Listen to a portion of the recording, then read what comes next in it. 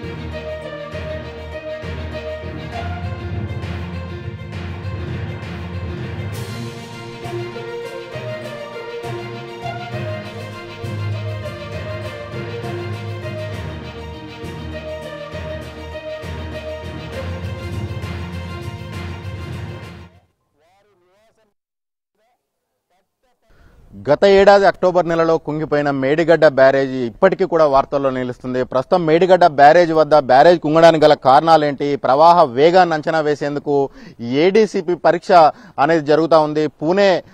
Pune institute నుంచి వచ్చిన ఒక బృందం అయితే ఇక్కడ దాదాపు ఇప్పుడు ప్రస్తుతం ఇక్కడ మేడిగడ్డ వద్ద మనం ఉన్నాం. మేడిగడ్డ వద్ద ప్రస్తుతం మనం చూసినట్టయితే 5 లక్షల క్యూసెక్ల భారీ వరద ప్రవాహం కొనసాగుతుంది. ఇంత భారీ వరద ప్రవాహంలో కూడా పూణే నుంచి ఒక బృందం వచ్చింది, నిపుణుల బృందం, తర్వాత శాస్త్రవేత్తల బృందం వచ్చి వాళ్ళు ఇక్కడ ఈ ప్రవాహ వేగాన్ని అంచనా వేసేందుకు ఒక భారీ స్థాయి మరబోట్ల సాయంతో ఇక్కడ ప్రవాహ వేగాన్ని అంచనా వేస్తున్న సిచ్యువేషన్ అయితే మనకు కనబడుతుంది. ఈ ప్రవాహ వేగాన్ని అంచనా వేయడం వెనుక నేపథ్యాన్ని కనుక మనం పరిశీలించినట్టయితే పీసీ ఘోష్ కమిషన్, ఇది మేడిగడ్డ బ్యారేజీ కాళేశ్వరం ప్రాజెక్టు కొంగుబాటుకు కానీ ఇక్కడ జరిగిన దీని లోపాలకు కానీ వీటిపైన అధ్యయనం చేసేందుకు రాష్ట్ర ప్రభుత్వం నియమించిన పీసీ ఘోష్ కమిషన్ ఏదైతుందో కమిషన్ ముందు నిపుణులు, ఆనాడు నిర్మాణంలో భాగస్వాములైనటువంటి ఇంజనీర్లు, తర్వాత ఇతర శాస్త్రవేత్తలు, అధికారులందరినీ కూడా ప్రశ్నించిన సందర్భంలో పలు ఆసక్తికర అంశాలు అయితే వెలుగులోకి వచ్చాయి. ఆ ఆసక్తికర అంశాల్లో భాగంగానే ఈ మేడిగడ్డ బ్యారేజ్ వద్ద ప్రవాహ వేగాన్ని అంచనా వేయకుండానే బ్యారేజ్ నిర్మాణం చేపట్టారని చెప్పేసి పీసీ ఘోష్ కమిషన్ గుర్తించినట్టుగా అప్పట్లో వార్తలైతే వచ్చాయి. అందులో భాగంగానే ప్రవాహ వేగాన్ని మీరు అంచనా వేయలేదు, ఇది తూతు మంత్రంగా నిర్మించడానికి ఇది ఒక భారీ ప్రాజెక్టు, ఎందుకు ఇంత నిర్లక్ష్యాన్ని వహించారని చెప్పేసి ఇంజనీర్లను ఒకంత ఘాటుగానే పీసీ ఘోష్ కమిషన్ సభ్యులు ప్రశ్నించిన నేపథ్యంలో ప్రస్తుతం జరుగుతున్న ఏడీసీపీ పరీక్షలు అకౌంట్ డాప్లర్ కరెంట్ ప్రొఫైలర్ అనేది ఈ సిస్టమ్ ఇది. అంటే దీన్ని సముద్రంలో తరంగాల వేగాన్ని కానీ సముద్రంలో అలల ప్రవాహ వేగాన్ని కొలుస్తారు జనరల్ గా. అయితే ఆ ప్రవాహ వేగాన్ని కొలిచే యంత్రాలకు కాస్త మాడిఫికేషన్ చేసి ఇక్కడ ఈ ఏడీసీపీ పరీక్షలు అనేవి మేడిగడ్డ బ్యారేజ్ వద్ద నిర్మిస్తా ఉన్నారు. అయితే ఈ నిర్వహిస్తున్న ఈ పరీక్షలకు గనక నేపథ్యాన్ని మనం చూసినట్టయితే ఇక్కడ ప్రవాహ వేగం దాదాపు అంటే ప్రాజెక్టు నిర్మాణ సమయంలో సిడిఓ సెంట్రల్ డిజైనింగ్ ఆర్గనైజేషన్ ఏదైతే ఉందో తెలంగాణ రాష్ట్ర ప్రభుత్వానికి చెందిన సిడిఓ డిజైన్ చేసినప్పుడు ఇక్కడ ఒక గంటకు 22 కిలోమీటర్ల వేగంతో గోదావరి నది ప్రవహిస్తుంది. అత్యంత గరిష్ట వేగం అది, గంటకు 22 కిలోమీటర్ల వేగంతో గోదావరి ప్రవాహం కొనసాగుతుందని సెంట్రల్ డిజైనింగ్ ఆర్గనైజేషన్ అప్పుడు ఈ ప్రాజెక్ట్ నిర్మాణ సమయంలో చేసిన డిజైన్ల సందర్భంలో పేర్కొన్నారు. అయితే ఈ 22 కిలోమీటర్ల వేగం కాకుండా ప్రస్తుతం అంటే గత సంవత్సరం 27 లక్షల క్యూసెక్ల భారీ వరద ప్రవాహం మేడిగడ్డ బ్యారేజ్కి అయితే కొనసాగింది. అంతకు ముందు కూడా 22 లక్షల భారీ వరద కొనసాగిన అవకాశం అయితే మనం చూసాం.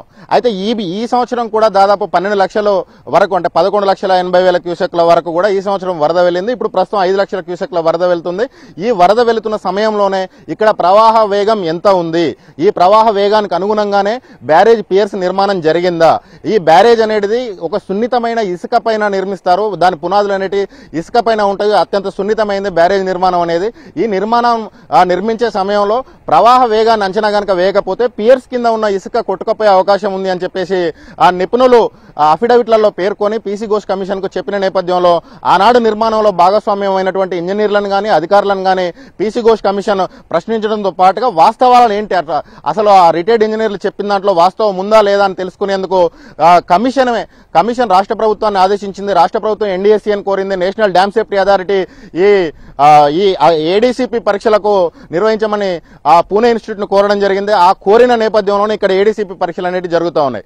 అంటే ప్రస్తుతం ఇక్కడ అంటే ఏడీసీపీ నివేదిక ఎంత ప్రవాహ వేగం ఉన్నది, ఆ ప్రవాహ వేగానికి అనుగుణంగా ఇక్కడ బ్యారేజ్ నిర్మాణం సాగిందా, ఒకవేళ సాగకపోతే ఈ నిర్మాణం డిజైన్ చేసింది ఎవరు, దీని వెనుక ఎవరున్నారు అనే అంశాలు అనేవి ఒక ఆసక్తికర అంశాలు అయితే ఈ ఏడీసీపీ నివేదిక పైనే ఆధారపడి ఉన్నాయని చెప్పవచ్చు. పీసీ ఘోష్ కమిషన్ ఏం చెప్తుంది, ఏడీసీపీ నివేదిక ఆధారంగా ఈ బ్యారేజ్ నిర్మాణంలో జరిగిన లోటుపాట్లు ఏ విధంగా ఉన్నాయనేది వాళ్ళు చెప్పే దాంట్లోనే మనకు మరికొద్ది రోజుల్లో వెలువడే అవకాశం లేదు. ఇప్పటికే మధ్యంతర నివేదికలో ఎన్డీఎస్ఏ కూడా బ్యారేజ్ నిర్మాణం పూర్తిగా లోపభూయిష్టంగా జరిగిందని చెప్పినట్లు సమాచారం ఉన్న నేపథ్యంలో ఇప్పుడు జరుగుతున్న ఈ పరీక్షలు అనేవి ఒక ఆసక్తిని కలిగిస్తా ఉన్నాయి. ఇక్కడ అంటే దాదాపు 20 కిలోమీటర్ల వేగంతో వరద వస్తుందని వాళ్ళు డిజైన్ లో పేర్కొన్న నేపథ్యంలో ఇక్కడ 60 కిలోమీటర్ల వరకు వరద ప్రవాహం కొనసాగుతుండటంతో దాదాపు 2 రెట్ల అధిక వరద ప్రవాహం కొనసాగుతుంటే ఈ బ్యారేజ్ నిర్మాణం ఎలా సాగింది అనేది ప్రస్తుతం ఆసక్తి రేకెస్తున్న ప్రశ్న అని చెప్పవచ్చు.